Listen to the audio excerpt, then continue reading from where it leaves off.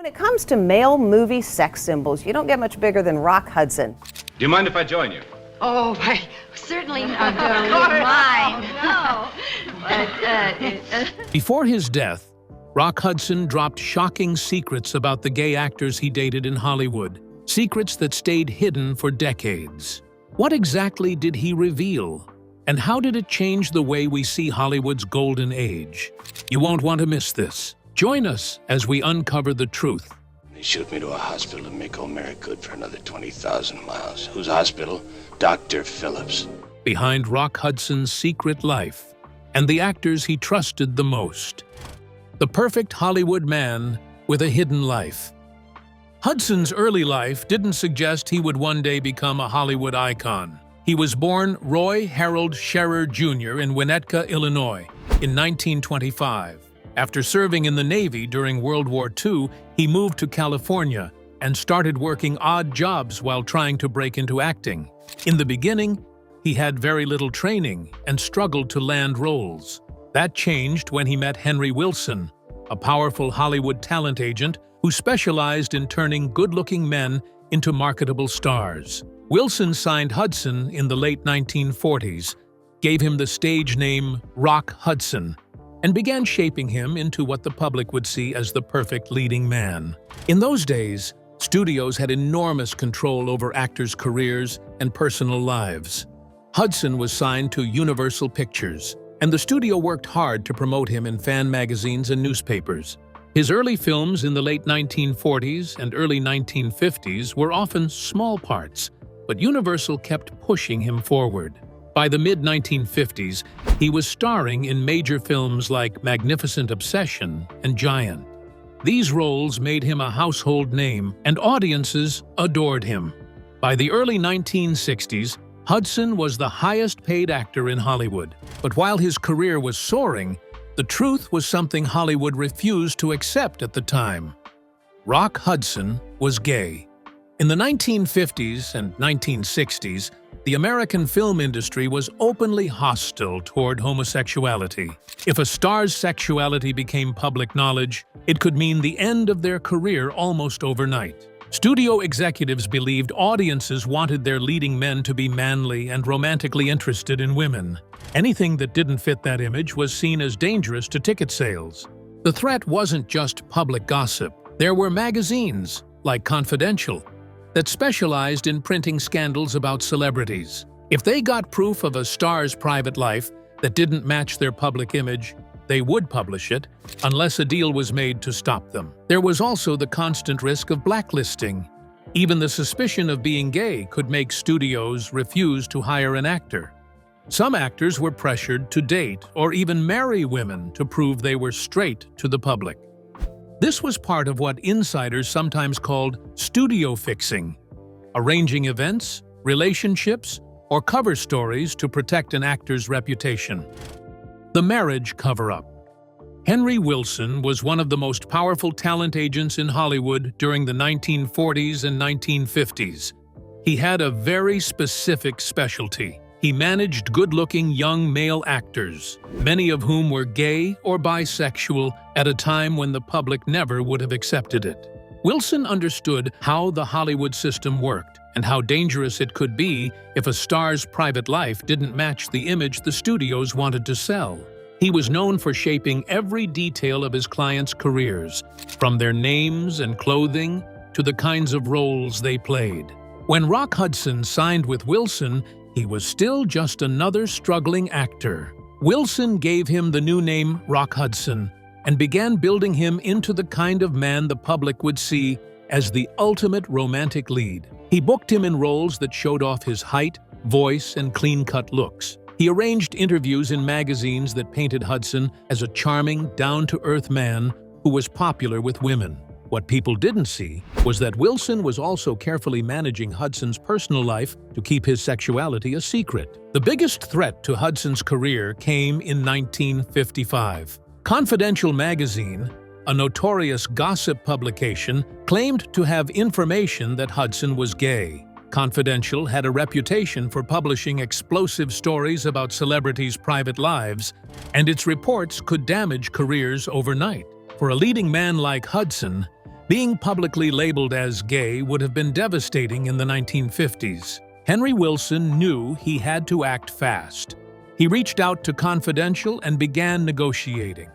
The solution he came up with was shocking. Instead of letting them run the Hudson story, he would give them damaging information about another one of his clients, actor Rory Calhoun. Calhoun had a history of arrests as a teenager that had never been made public. Wilson offered Confidential this story in exchange for burying the Hudson piece. The magazine agreed. Hudson's name stayed out of the headlines, but Wilson had sacrificed one client to protect another.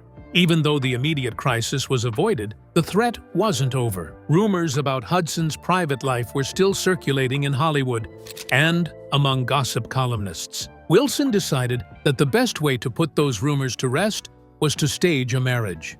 The woman he chose was Phyllis Gates, who was actually his own secretary. Gates was attractive, intelligent, and already familiar with the world Hudson moved in.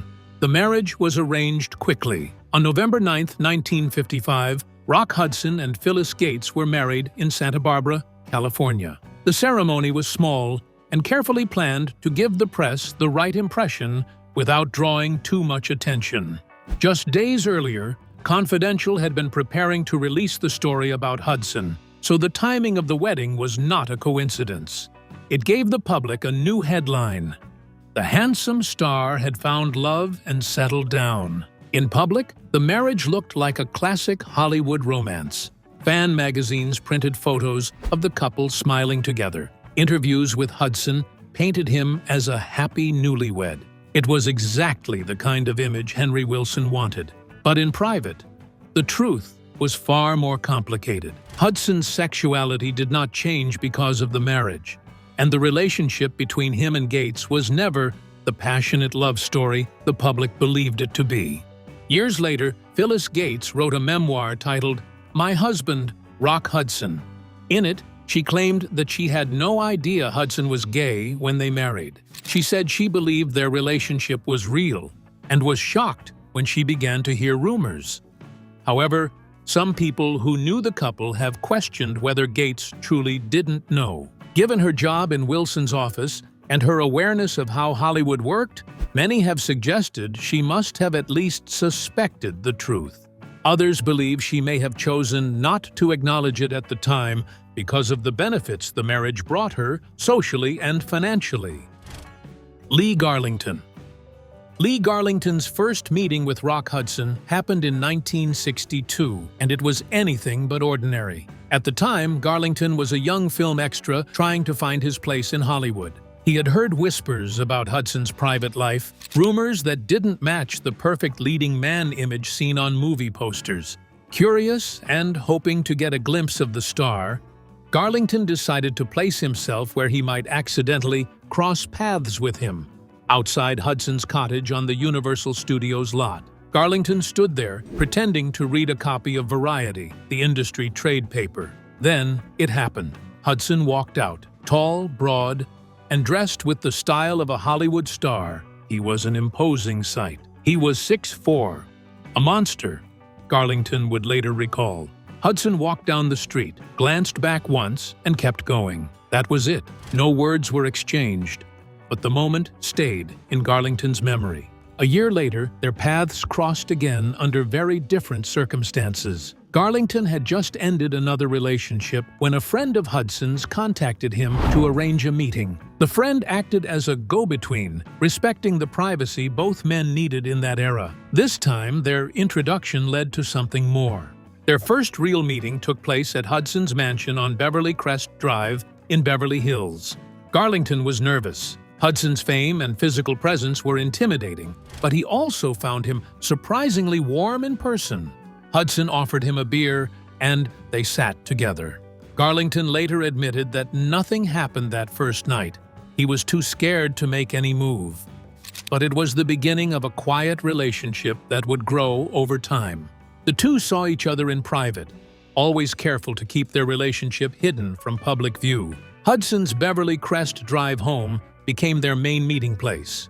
It was a luxurious property where they could spend time together without the constant fear of being seen by photographers or gossip reporters. privacy was essential. In the 1960s, a gay relationship involving one of the world's biggest film stars could have ended both men's careers and reputations. Despite their discretion, they still faced risks. One frightening incident occurred when a female fan managed to break into Hudson's home while he and Garlington were away. She not only entered the house, but also slept in Hudson's bed. When they returned and discovered the intrusion, Hudson was deeply unsettled. The event led him to install new security measures around the property, including gates, to keep uninvited guests out. It also added to the constant undercurrent of paranoia that came with living a double life. The need for secrecy was something historian and LGBTQ activist Vito Russo later spoke about when reflecting on Hudson's relationships. Russo explained that gay actors like Hudson and Garlington lived in a Hollywood system built on silence and control. Stars were expected to present a carefully crafted public image, and anything that deviated from it was seen as a threat to both the star's career and the studio's profits. For Hudson and Garlington, this meant their relationship could never be public, even though it was meaningful to both of them. As the years went on, Garlington eventually moved on from his relationship with Hudson. He left Hollywood behind and built a new life. He pursued a career as a stockbroker and later found lasting love with Paul Garlington. The two married in April 2014 and lived in Queenstown, New Zealand. It was there that Garlington spent his later years, far from the Hollywood spotlight that had once shaped so much of his early adult life. Lee Garlington passed away on December 6, 2023, at the age of 85, due to complications from internal bleeding and prostate cancer. In the decades since his time with Hudson, he had rarely spoken in detail about their relationship, but one revelation deeply moved him when he learned it: that Rock Hudson had referred to him as his true love in a biography published after Hudson's death. Jack Coates. Jack Coates's journey to Rock Hudson's side began far from the glamour of Beverly Hills. Born in 1944 in Phoenix, Arizona, Coates grew up with big dreams and a strong curiosity about the wider world. After finishing high school, he began dating an older man who was a real estate developer. This relationship brought Coates to California, giving him his first real taste of the lifestyle and opportunities that came with living near Hollywood. By the summer of 1967, Coates was a young man building his life in Los Angeles. He enrolled in anthropology courses at UCLA while working part-time at a gas station and a beachside hamburger stand. He also managed to land small acting jobs with MGM, though none of them made him famous. Outside of work, he enjoyed the Southern California lifestyle, driving around in a red Corvette convertible or taking his 1947 Mercury Woody station wagon on surfing trips. Even before meeting Rock Hudson, Coates admired him. Like many people, he had been impressed by Hudson's role in the 1956 film Giant. The chance to actually meet him came in 1967. Their first connection was friendly, but soon developed into something deeper. Coates became a familiar figure in Hudson's life, and over the next few years, their relationship grew closer. By 1971, Coates had completed his college education and moved in full-time with Hudson at his Beverly Hills estate, known among friends as the Castle. The home was a Spanish-style mansion on 3.5 acres of land. Hudson had spent 2 decades restoring it to perfection, and it reflected his personal tastes: elegant, spacious, and private. One of its highlights was a greenhouse filled with orchids, which Hudson loved to care for. Life at the castle wasn't just about the relationship between Hudson and Coates. The house was often filled with friends, colleagues, and other people in Hudson's circle. Coates described this social environment as a kind of chess game, where everyone had their own position in Hudson's life. In his view, Hudson was the king, and he himself was the knight, able to move close to the center when needed. But he also noticed how competitive and political the atmosphere could be. People around Hudson often tried to win his favor or maintain their place in his inner circle. While Coates valued the time he spent with Hudson, He also began to feel uneasy about how others saw him. Being close to a famous movie star came with attention, but much of it was tied to Hudson's fame, not Coates's own achievements. He later admitted that he disliked being thought of as Rock Hudson's wife, a label that suggested he was important only because of his partner. Coates wanted to be recognized as an individual with his own identity and ambitions, not just as an accessory to someone else's life. This tension grew over time, and by the end of 1971, Coates decided it was time to leave. In December of that year, he told Hudson that he planned to move back to Arizona to pursue graduate studies in anthropology. Hudson took the news quietly, but the moment was emotional for Coates. He left in tears, knowing he was ending a significant chapter of his life. In 1976, several years after their breakup, Coates introduced Hudson to novelist Armistead Maupin during a backstage visit to a theater production. Maupin would go on to become one of the first people to publicly acknowledge Hudson's sexuality in the 1980s, after the actor's AIDS diagnosis. This introduction, though casual at the time, became part of the chain of events that later shaped how the world came to understand Hudson's private life. George Nader. George Nader was an actor whose career began in the early 1950s and quickly showed promise. Born on October 19, 1921, in Pasadena, California, Nader worked steadily in film and television during the decade when Hollywood's studio system still controlled most aspects of an actor's life. He stood out for his good looks, strong screen presence, and willingness to take on diverse roles. His work in films like Robot Monster and Four Guns to the Border brought him attention, and in 1954, he won the Golden Globe for Most Promising Newcomer. It looked like he was on his way to becoming a major star. Unlike many of his peers, Nader made a personal choice that set him apart. He refused to fake heterosexual relationships to please studios or the public. In the 1950s, this was a risky decision. Studio executives often insisted that their male stars be photographed with women, attend public events with glamorous dates, or even enter short-term relationships or marriages that would be covered in the press. These arrangements helped maintain the illusion that leading men were straight, which was considered essential for their marketability at the time. Nader, however, did not participate in this type of arrangement. He was in a long-term relationship with Mark Miller, a man he met in 1947. The two built a life together quietly, without the staged public romances other actors relied on to keep the rumors away. Their relationship was well known to friends and trusted colleagues, but kept out of the press. Over the years, Nader and Miller became part of what some described as a chosen family with Rock Hudson. The three men shared a deep trust and understanding, built on the shared experience of living as gay men in a time when being open could destroy a career. They spent holidays together, supported each other in their work, and often vacationed as a group.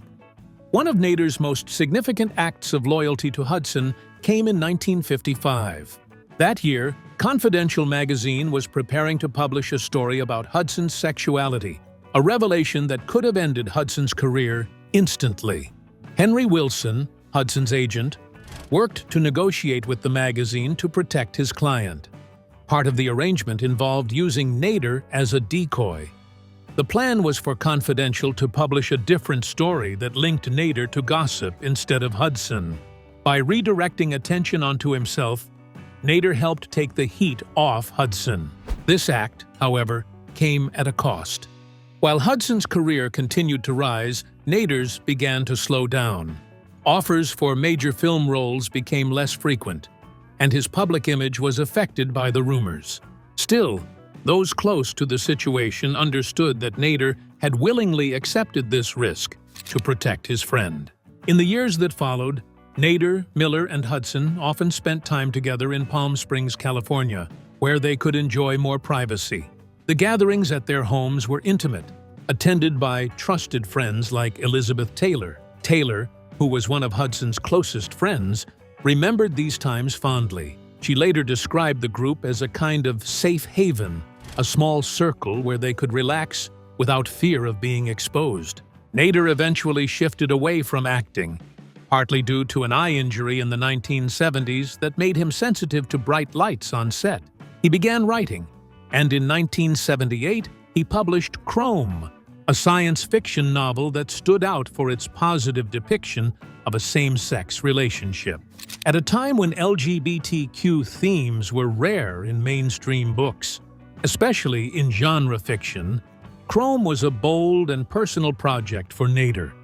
It reflected his desire to explore themes of love and identity without the restrictions that Hollywood had placed on him.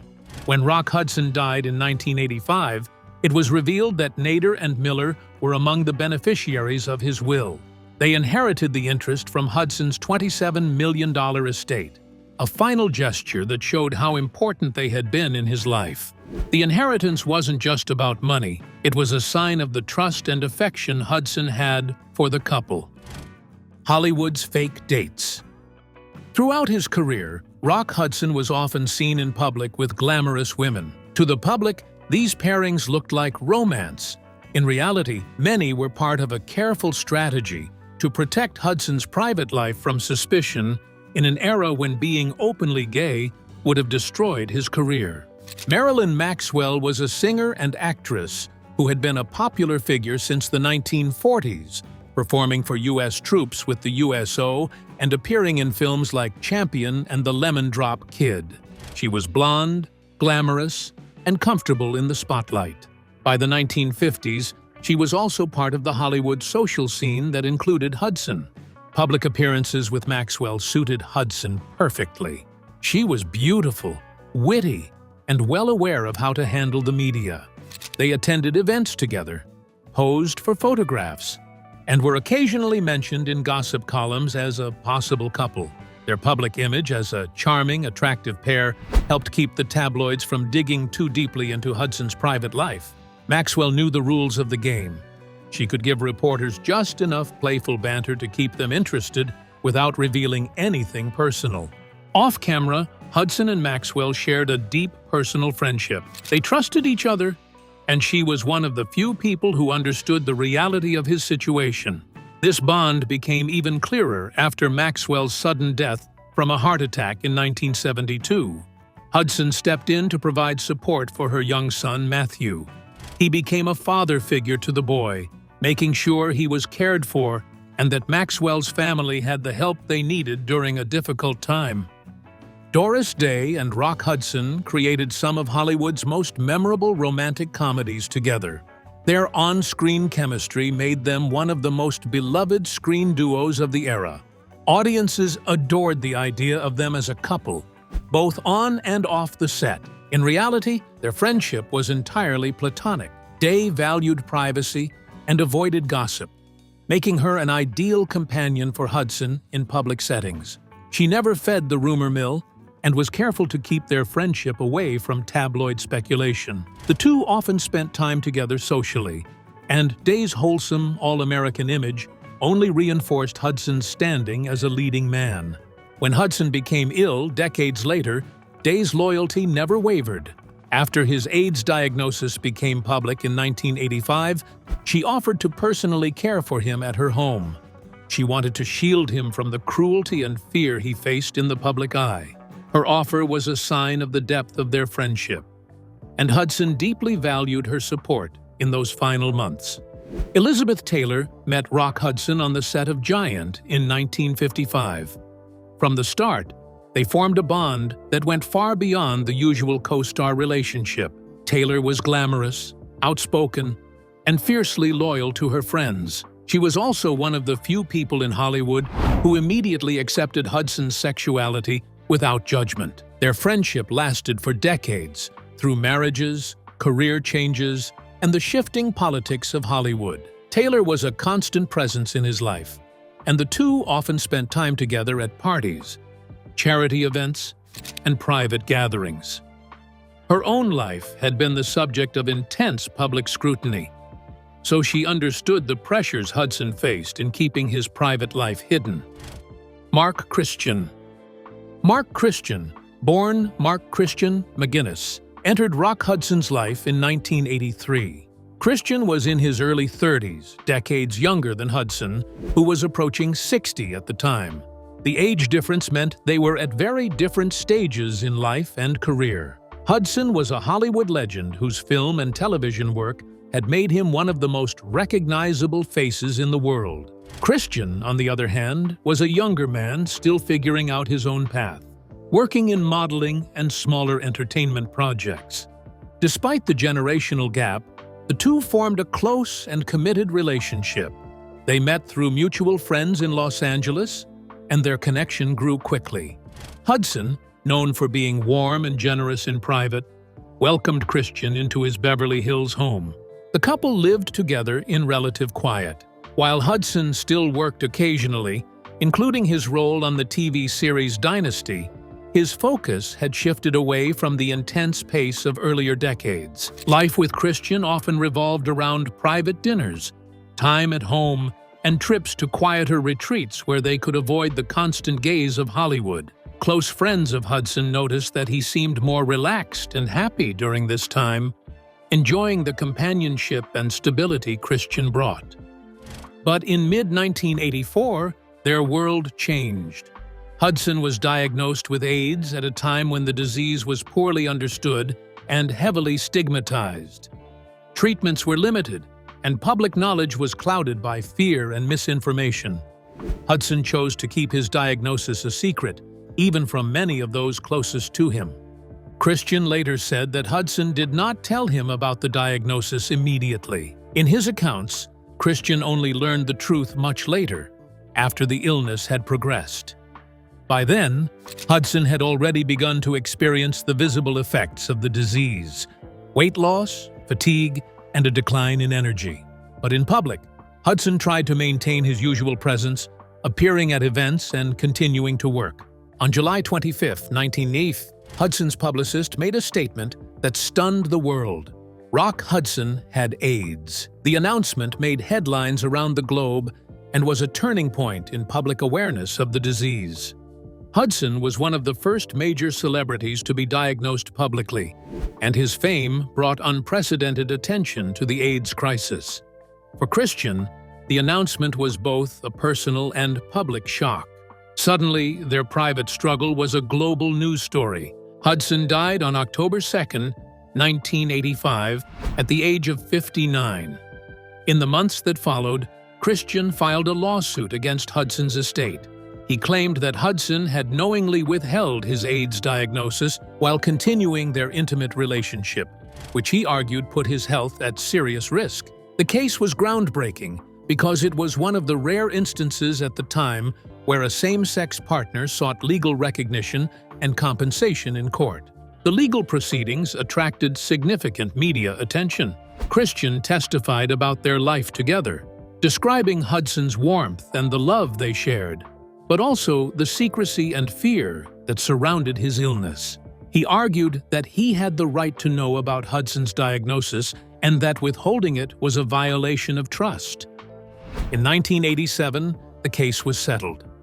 Christian was awarded a sum reportedly in the range of several $1 million, although the exact figure was never confirmed publicly. The settlement was significant, not only for Christian, but also as a moment of legal recognition that same-sex partners could have rights in situations involving health and personal safety. Christian himself largely stepped away from the spotlight after the settlement. He occasionally gave interviews to documentarians and journalists, especially when projects about Hudson's life were in production. Through his words, he preserved a final chapter of Hudson's personal story, one marked by love, secrecy, and the heavy cost of fame in a time of fear. If you found this video interesting, don't forget to like, subscribe, and hit the bell so you don't miss the next one on Hollywood's Hidden Stories.